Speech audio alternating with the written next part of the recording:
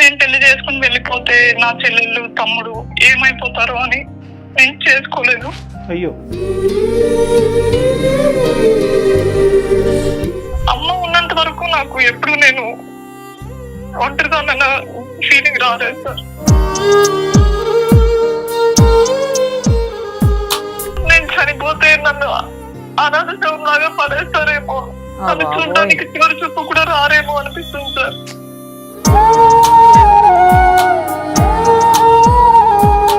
అనాథ శవం అనేది పక్కన పెట్టండి అమ్మా, అసలు ఎందుకు చనిపోవాలనేటట్టు నేను మాట అంటున్నాను. నేను ఎవరి కోసం బతకాలి సార్? ఏం చెప్పాలి సార్ అసలు?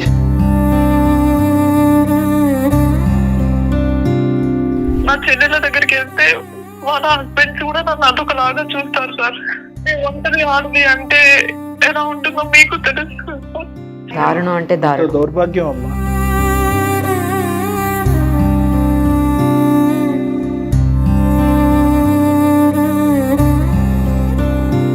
నాకు యాక్సిడెంట్ అయింది అని తెలిసినా కూడా ఎవరు చూడడానికి కూడా రాలేదు సార్. పగవాడికి కూడా రాకూడదు.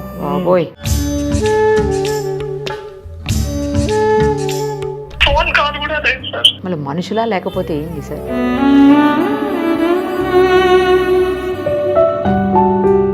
ఆఖరికి నాకు మాటలే రావట్లేదు. అదే కదా, మేమేం చేయగలం అమ్మా అనేటటువంటి ప్రశ్న అడగాలని అనిపించట్లేదు నాకు.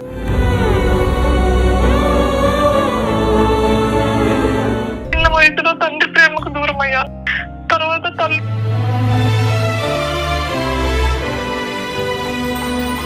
మేము పస్తులుండి మా చెల్లెళ్ళకి తమ్ముడికి పెట్టేవాళ్ళం సార్.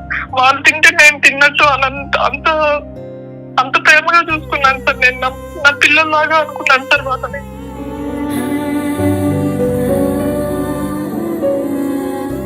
మాకు ఫోన్ చేయటం అనేటటువంటిది మా యొక్క వేదికకి ఒక కొత్త మలుపు. మీతో మాట్లాడుతుంటే నాకు నా తోడబుట్టిన వాళ్ళతో మాట్లాడినట్టు అనిపిస్తుంది. నాకు అసలు ఏడుపు ఆగట్లేదు సార్.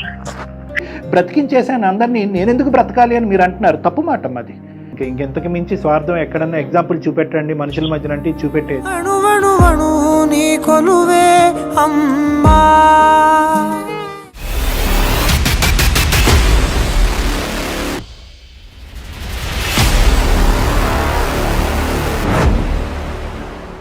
సుమన్ టీవీ అందమైన జీవితం కార్యక్రమానికి స్వాగతం. ప్రస్తుతం మనతో పాటున్నారు ప్రముఖ సైకియాట్రిస్ట్ డాక్టర్ కళ్యాణ్ చక్రవర్తి గారు. డాక్టర్ గారు నమస్తే అండి. సార్, ఇప్పుడు మనం మాట్లాడబోయేది ఒక విషాద గాథ అని చెప్పాలి. మరి ఆమె ఎలా తట్టుకుంటుందో నాకే అర్థం కావట్లేదు. ఆమె మెయిల్ చూస్తే చాలా నాకు బాధ అనిపించి వెంటనే పిక్ చేశాను. ఒకసారి మాట్లాడదాం సార్ ఆమెతోటి. పేరు వచ్చేసి మంజుల ఆమెది. ఒకసారి మాట్లాడదాం.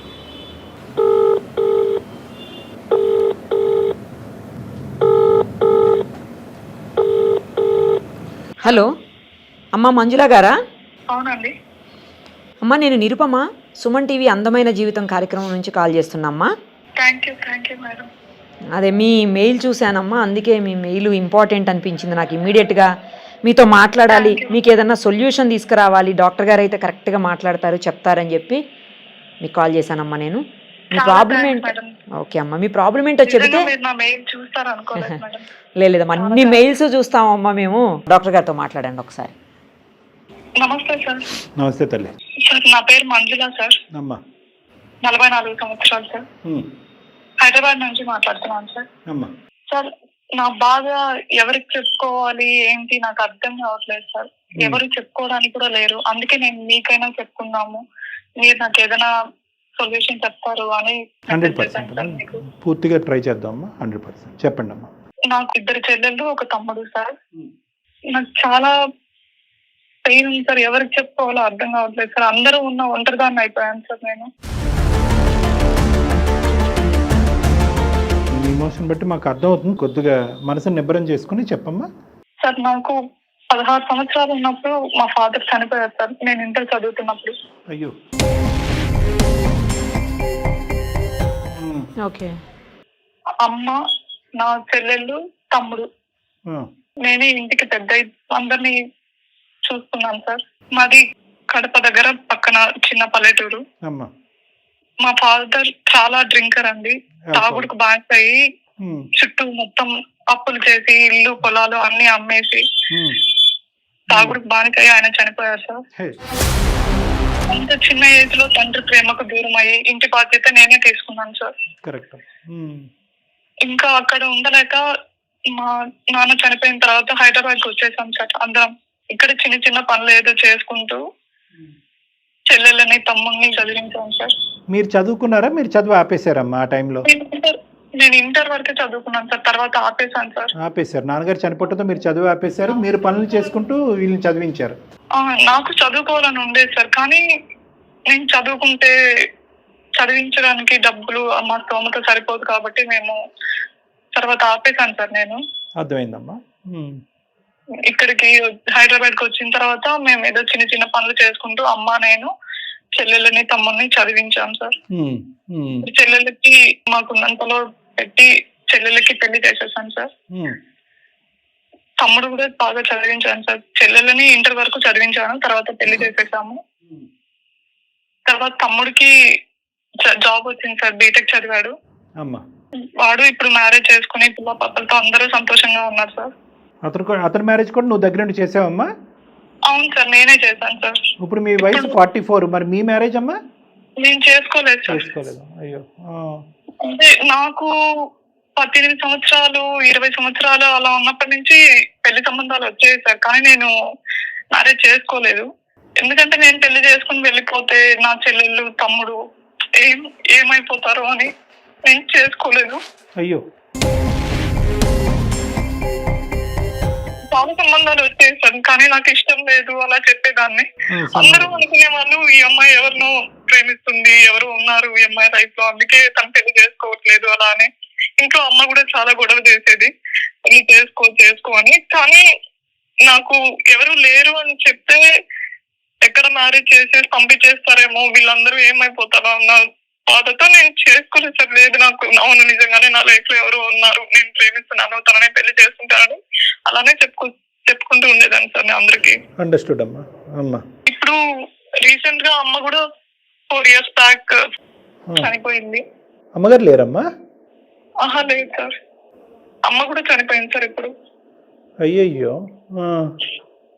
ఇప్పుడు చెల్లెళ్ళు పెళ్లిళ్ళు చేసుకుని సంతోషంగా ఉన్నారు సార్. ఎవరి లైఫ్ లో వాళ్ళు ఉన్నారు సార్. నాకు నేను పెళ్లి చేసుకుంటే అమ్మ ఏమైపోతుందో అని వాళ్ళందరికీ పెళ్ళైన తర్వాత కూడా నేను చేసుకోలేదు సార్. నేను పెళ్లి చేసుకుంటే నన్ను చూసుకుంటారు కానీ నాతో పాటు అమ్మ బాధ్యత కూడా ఎవరు తీసుకోరు కదా అన్న ఉద్దేశంతో నేను పెళ్లి చేసుకోలేదు సార్. చాలా మంది చెప్పేవాళ్ళు నేను చేసుకుంటాను, నేను మీ అమ్మని చూసుకుంటానని, కానీ నాకు నమ్మకం లేదు సార్. అదేనమ్మా. అదే అంటే అమ్మది న్యాచురల్ డెత్ అమ్మా, లేదంటే అనుకోని పరిస్థితుల్లో చనిపోయారా? సడన్ గా చనిపోయారా? అమ్మకి హెల్త్ బాగాలేకుండా చనిపోయింది సార్. ఓకే.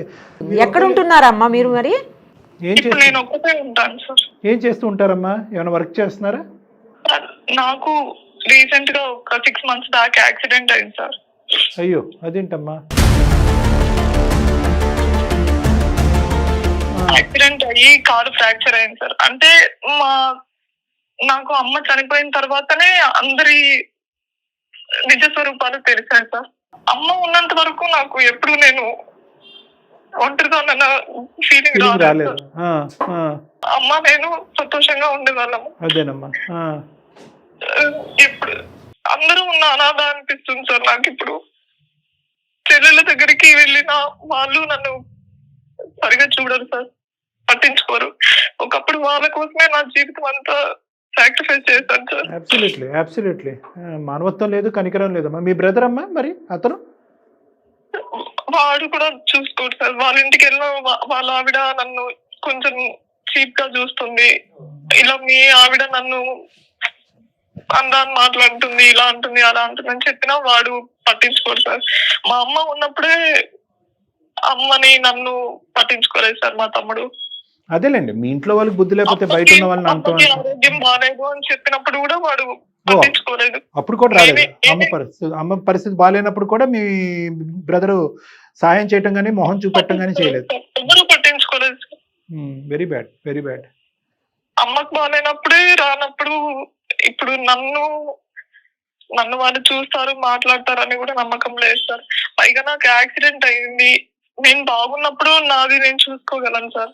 కానీ నాకు యాక్సిడెంట్ అయింది అని తెలిసినా కూడా హాస్పిటల్లో, గవర్నమెంట్ హాస్పిటల్లో ట్రీట్మెంట్ చేసుకుంటున్నప్పుడు ఎవరు చూడ్డానికి కూడా రాలేదు సార్. దారుణం అసలు, దారుణం అంటే దారుణం. దౌర్భాగ్యం అమ్మా.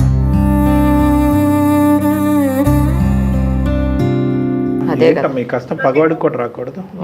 కనీసం ఒక ఫోన్ కాల్ కూడా లేదు సార్. మళ్ళీ మనుషులా లేకపోతే ఏంటి సార్? స్వార్థం మేడం, ఇంత దారుణం అసలు. హైట్స్ ఆఫ్ స్వార్థం అని ఇంకెంతకు మించి స్వార్థం ఎక్కడన్నా ఎగ్జాంపుల్ చూపెట్టండి మనుషుల మధ్యన అంటే చూపెట్టేయచ్చు. వాళ్ళ కోసమే నా సంతోషాన్ని అన్నిటినీ వదిలేసి జీవితాన్ని అసలు నేను ఎందుకు నా జీవితాన్ని తమ్ముడికి చెల్లెల కోసం నేను త్యాగం చేశానా, లేకపోతే నా జీవితాన్ని నేను నాశనం చేసుకున్నానా నాకు అర్థం కావట్లేదు. అంతేగా మరి. మీరు ఈ పరిస్థితి వస్తుందని మీరు కల్లో కూడా అనుకోలేదు కదమ్మా? అంటే లేదంటే కొంత ఈ నేచర్ అనేది ముందు నుంచే కొంతవరకు అర్థమైనా కూడా మీరు ఈ అంటే పెళ్లి చేసుకోకుండా త్యాగం చేసేటటువంటి ఆలోచనలో, అంటే ఎక్కడో చోట అమ్మగారు ఉన్నప్పుడు కూడా మీ సిస్టర్స్ యొక్క ప్రవర్తన కానీ లేదంటే మీ తమ్ముడి యొక్క ప్రవర్తన ఎంతో కొంత ఎగ్జాంపుల్స్ మీకు దొరుకుంటాయి కదా. రేపొద్దున అమ్మ తదనంతరం నన్ను ఏకాకి చేస్తారనే భయం మీకు వచ్చి ఉంటుంది. కాదు, ఆ టైంలో మమ్మీ మీతో అంటే అమ్మగారు బతికున్నప్పుడైనా మీ సిస్టర్స్ ది, మీ బ్రదర్ ది బిహేవియర్ ఏ మాత్రం అర్థం కాలేదా మీకు అని అడుగుతున్నారు డాక్టర్ గారు. అర్థమైంది సార్. అదే అమ్మ నేను చాలా ఇంకా అనుకున్నాము, కానీ నాకు ఇలా ఒక సమస్య వచ్చినా నేను మంచాన పడి ఉండే అలాంటి పరిస్థితిలో ఉన్నా వాళ్ళు నాకు చూడరు అని అంత నేను అనుకోలేదు. ఎవరు అనుకోరమ్మా అందులో. ఏదో వాళ్ళు కోపాలు, వాళ్ళ లైఫ్ లో వాళ్ళు బిజీగా ఉన్నారులే అన్నట్టు నేను అనుకున్నాను సార్.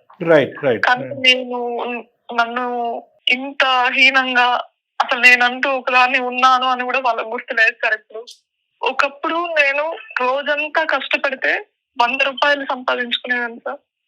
అలా సంపాదించిన డబ్బుతో ఎంతో కష్టపడి వాళ్ళని చదివించి ఇప్పుడు ఈ స్థాయికి తీసుకొచ్చాను సార్. వాళ్ళ జీవితాల్లో వాళ్ళు సంతోషంగా ఉన్నారు. కానీ ఈ రోజు నేను ఒంటరిదాన్ని అయిపోయాను సార్. చిన్న వయసులో తండ్రి ప్రేమకు దూరం అయ్యాను. తర్వాత తల్లి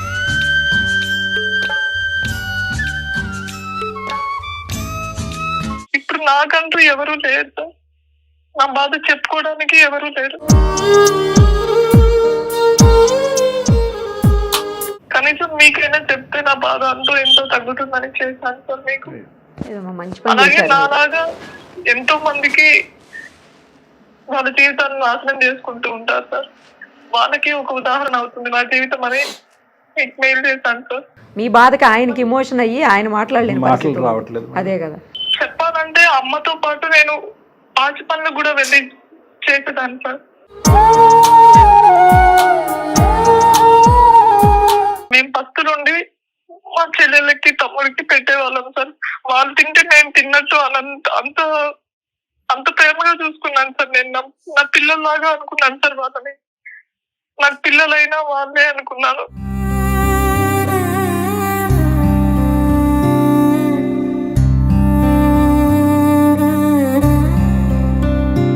నా తమ్ముడు పిల్లలకి నేను బట్టలు కుట్టి ఇస్తే నా పిల్లలకి ఇచ్చినంత సంతోషంగా ఉండేది సార్. కానీ మా తమ్ముడు భార్య నన్ను చాలా హీనంగా చూస్తుంది సార్. నా చెల్లెల దగ్గరికి వెళ్తే వాళ్ళ హస్బెండ్స్ కూడా నన్ను అదొకలాగా చూస్తారు సార్. ఒంటరి ఆడది అంటే ఎలా ఉంటుందో మీకు తెలుసు సార్.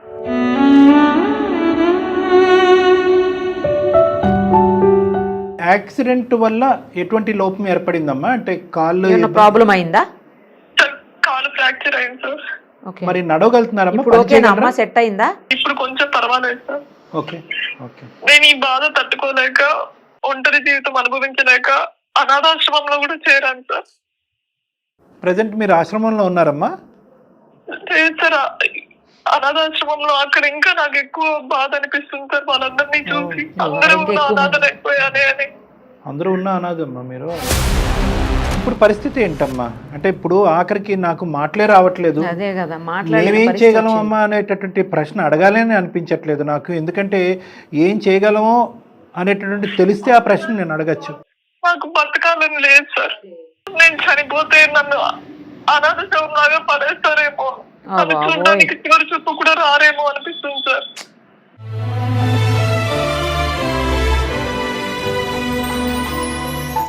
అది సార్ అసలు ఏం మాటలు, మనకు మాటలు లేకుండా అయిపోయింది. మంజుల గారు ఇప్పుడు ఫస్ట్ టైం ఒకటి మేడం, మంజుల గారు ఐఎమ్ సారీ అమ్మ, ఇక్కడ ఏంటంటే మీరు బహుశా ఈ వేదిక బాధ చెప్పుకునేటటువంటి వేదిక అవుతుంది, సొల్యూషన్ అనేటటువంటిది ఇలాంటి సమస్యలకు ఉంటుందో లేదో అనేది ఎవరికీ తెలియదు, కానీ అట్లీస్ట్ బాధ చెప్పుకునేటటువంటి వేదికగా డాక్టర్ కళ్యాణ్ చక్రవర్తి, నిరుపమ మేడం వినేటటువంటి వ్యక్తులుగా మీరు భావించి మాకు ఫోన్ చేయటం అనేటటువంటిది మా యొక్క వేదికకి ఒక కొత్త మలుపు. అంటే ఎన్నో ఎపిసోడ్స్ చేసాము ఇప్పటికి ఎన్నో సంవత్సరాలు బట్టి, కానీ ఏంటంటే ఈ యాంగిల్లో కూడా మేము కూడా మీ తోడుగా నిలబడి మీ బాధను అర్థం చేసుకుని ధైర్యాన్ని ఇవ్వగలుగుతాం. కేవలం బాధ పంచుకోవడం మాత్రమే కాదు సార్, నాలాగా ఎంతో మంది జీవితాలని నాశనం చేసుకుంటూ ఉంటారు సార్. అంటే నేను మంజుల గారు అయినా కానీ నేను మాట్లాడాలి కాబట్టి ఒక 2 నిమిషాలు మాట్లాడతానమ్మా. ఒకటి, నా మాటల వల్ల మీకేమైనా మనోధైర్యం వచ్చి మీ ఆలోచనలో ఇంకా బ్రతకూడదు అనేటటువంటి ఆలోచన ఇప్పటి కాదు ఎప్పటికైనా కూడా విరమించుకుంటారనేటటువంటి నమ్మకంతో మాట్లాడుతున్నాను. రెండోది ఏంటంటే, ఏదైతే మీ జీవితానికి సంబంధించినటువంటి గాథ ఏదైతే ఉందో దీనికి ఒక లైన్ చెప్పండి సార్ అంటే, ఒక లైన్గా వివరించండి అని చెప్తే కనుక ఒకే సింగిల్ లైన్ ఏంటంటే, బ్లైండ్ ఫెయిత్, గుడ్డి నమ్మకం. ఈ కలికాలంలో ఇదివరకు బాగుండేదా సార్, ఒక 20 సంవత్సరాలు 40 సంవత్సరాల క్రితం బాగుండేదా అంటే కనుక అప్పుడు మనం ఈ ఎపిసోడ్ చేసినా అక్కడ ఉదాహరణకు నేను చెప్తున్నాను, నేను అప్పుడు ఇలాగే మాట్లాడి ఉండేవాడిని, ఇప్పుడు కూడా ఇలాగే మాట్లాడతాను. అంటే ఏంటంటే, నా స్థానాన్ని నేను ఎప్పుడూ కాపాడుకుంటూ నలుగురికి త్యాగం చేయటం అనేటటువంటిది ఎటువంటి తప్పు లేదమ్మా. కానీ నా స్థానాన్ని బలహీనపరుచుకుని రేపటి రోజు నాకు గుడ్డి రోజులు వచ్చినప్పుడు ఎవరు నన్ను చేపట్టుకుని కాపాడతారో, నాకు దిక్కెవరు అనేటటువంటి ప్రశ్న ప్రతి మనిషికి ఉండాలి. త్యాగం చేయండి, అన్ని విధాలుగా త్యాగాలు చేయండి, అన్ని విధాలుగా సహాయపడండి, కాయ కష్టం చేసుకుని కుటుంబ సభ్యులని సహాయపడండి. అంతేగాని ఎప్పటికీ కూడా రోజులు ఒకేలా ఉంటారో, నా అనేటటువంటి వాళ్ళు ఎప్పటికీ నాకు తోడుగా ఉంటారు అనేటటువంటి నమ్మకం మాత్రం ఎవరికీ ఉండకూడదని నేను చెప్తానమ్మా. ప్రేమ, ఆప్యాయతలు, బంధాలు అందరికీ ఉండాలి, ఎవరికైనా అవసరమైతే సహాయం చేయాలి. కానీ మనం కష్టపడి సాయం చేయాలి, వాళ్ళు కష్టం రాకుండా చూడాలి అని చెప్పి మనకి ఎప్పటికీ కష్టం పడకుండా ఉంటామేమో, మనం కష్టపడేటటువంటి రోజులు మనకు వచ్చినప్పుడు వీళ్ళు ముందుకు వచ్చి మనకు హెల్ప్ చేస్తారనేటటువంటి గుడ్డి నమ్మకం మాత్రం ఉండకూడదమ్మా. అంటే మీ గాథను నలుగురికి వినిపించారు, అయ్యో పాపం అని చెప్పి మీరు ఎలాగైతే కంటతడి పెట్టుకుంటున్నారో మేము బాధపడ్డాం, మేము కంటతడి పెట్టుకున్నాం, అలాగే చూసేటటువంటి ప్రేక్షకులు ఎంతోమంది కంటతడి, ఇంకొకరైనా మారుతారు, ఇంకొకరైనా ఇలా చెయ్యరు అని. అంటే దీన్ని బట్టి నేను ఏంటంటేనమ్మా, చూసేటటువంటి వాళ్ళు ఎవరైనా ఉంటే కనుక ఇదే స్థానంలో ఉన్నా, లేదంటే ఇటువంటి స్థానం లేదని నా అన్నదమ్ములు, నా తోబట్టులు ఇలా ఆలోచించరు అనేటువంటి నమ్మకంతో ఉన్నా కూడా వాళ్ళందరికీ కూడా ఒక మెసేజ్. చాలామంది ఈ మాట చెప్పారమ్మా నాకు, మా తండ్రి చనిపోయిన తర్వాత నేను చదువు ఆపేసానండి, నేను చదువు ఆపేసి నా ఇంటిల పాది నేను చూసుకుంటున్నానండి, వాళ్ళకి నేను కాయ కష్టం చేసుకున్నాను, నేను ఏదో మీరు చెప్పినట్టుగా పాచి పనులు, ఈ పనులు, ఆ పనులు చేసుకుంటూ నా తోబట్టుల్ని చదివించుకున్నానండి, మా అమ్మగారు ఆరోగ్యాన్ని కాపాడానండి, వాళ్ళకి కష్టం రాకుండా చూసుకున్నానండి అని అంటారే కానీ రేపొద్దున పెళ్ళిళ్ళు అయిన తర్వాత నా అక్క చెల్లెలు కానీ, నా అన్నదమ్ములు కానీ వాళ్ళ మనస్తత్వాలు మారచ్చు, లేదంటే వాళ్ళతో పాటు వచ్చినటువంటిది ఎవరైతే పెళ్లి చేసుకున్నారో వాళ్ళ మనస్తత్వాలు మారచ్చు. అప్పుడు నేను ఏకాకైతే కనుక నా పరిస్థితి ఏంటి అనేటటువంటిది అందరూ కూడా ముందస్తు ఆత్మ పరిశీలన చేసుకోండి. నేను ఇదే చెప్తానమ్మా ఎప్పటికీ. నెంబర్ 2, ఇది ఏదైతే కనుక మీరు ఈరోజు చాలా బాధగా చెప్పారో ఆ అంశాన్ని నేను ఎప్పటికీ కూడా ఖండిస్తానమ్మా. నేను పెళ్లి చేసుకుంటే కనుక వచ్చేటటువంటి వ్యక్తి మా అమ్మను చూడడేమో, ఎందుకమ్మా మనం ముందస్తు ఎందుకు ఊహించుకోవాలమ్మా, ఎందుకు ఊహించుకోవాలి? నేను పెళ్లి చేసుకుంటే కనుక నా పెళ్లి చేసుకునేటటువంటి వ్యక్తిని నా తోబుట్టులు చదువులకు అడ్డుపడతాడేమో, అమ్మ ఎందుకు ఊహించుకోవాలి అలాగా? ఆ విధంగా మీ అంత బ్రాడ్ మైండెడ్గా మీరు వాళ్ళ అమ్మ నాన్నని ఎంత బాగా చూసుకుంటారో అదే బ్రాడ్ మైండెడ్గా అన్ని చోట్ల ఉండకపోవచ్చు, కానీ కొంతమంది అన్నా ఉండరా?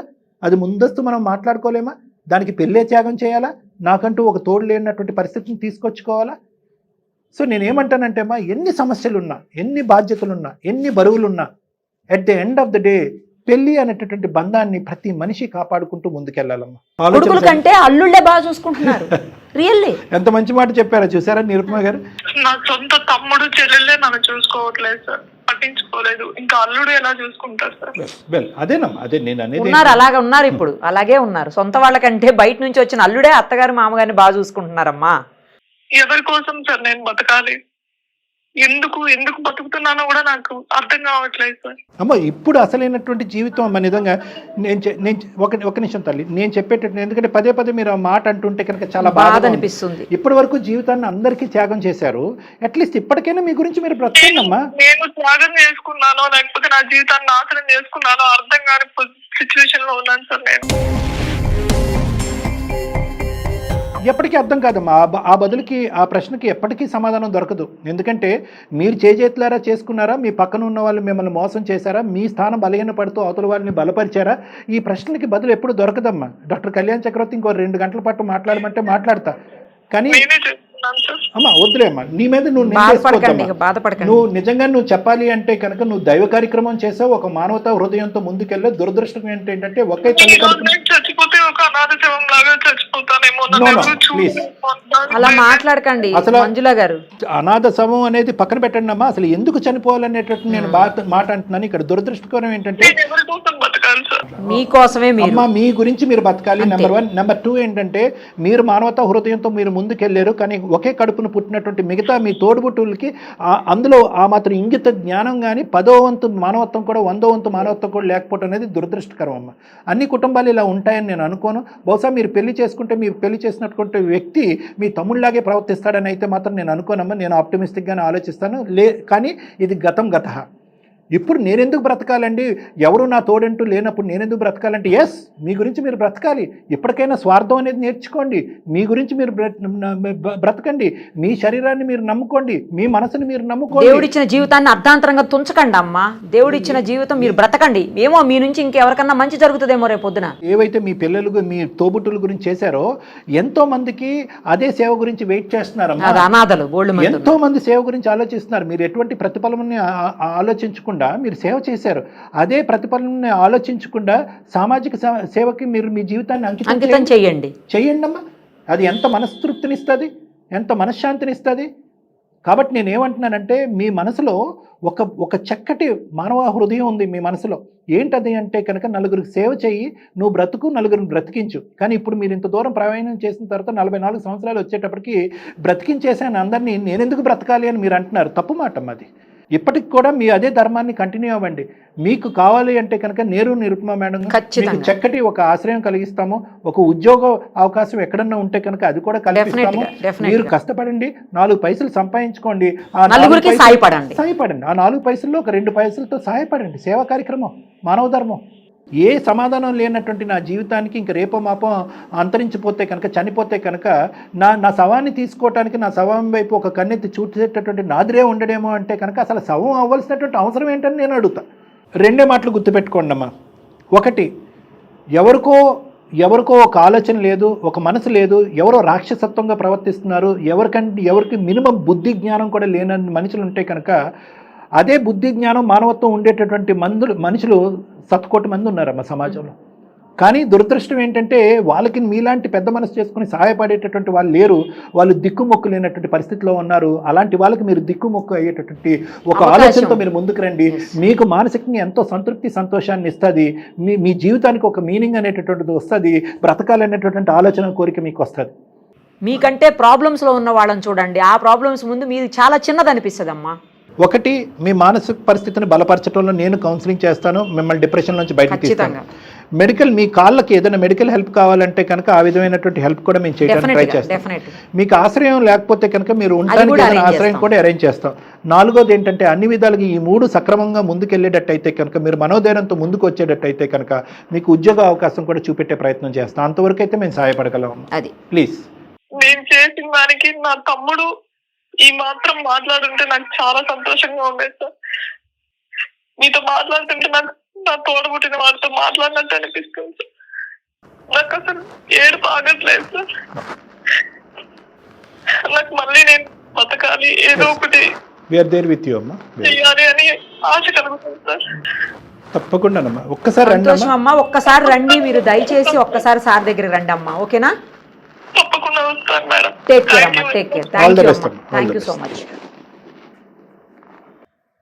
పోన్లేండి, అంత బాధలో, అంత పెయిన్ఫుల్ కండిషన్లో ఉన్నటువంటి పరిస్థితుల్లో ఆమె చిన్న మాట లాస్ట్లో నాకు బ్రతకాలన్న ఆశ ఉంది అని మనం సక్సెస్ అయినట్టే. థ్యాంక్ యూ మీకు కూడా థ్యాంక్ యూ. అయ్యో థ్యాంక్ యూ, నమస్తే మేడం, థ్యాంక్ యూ.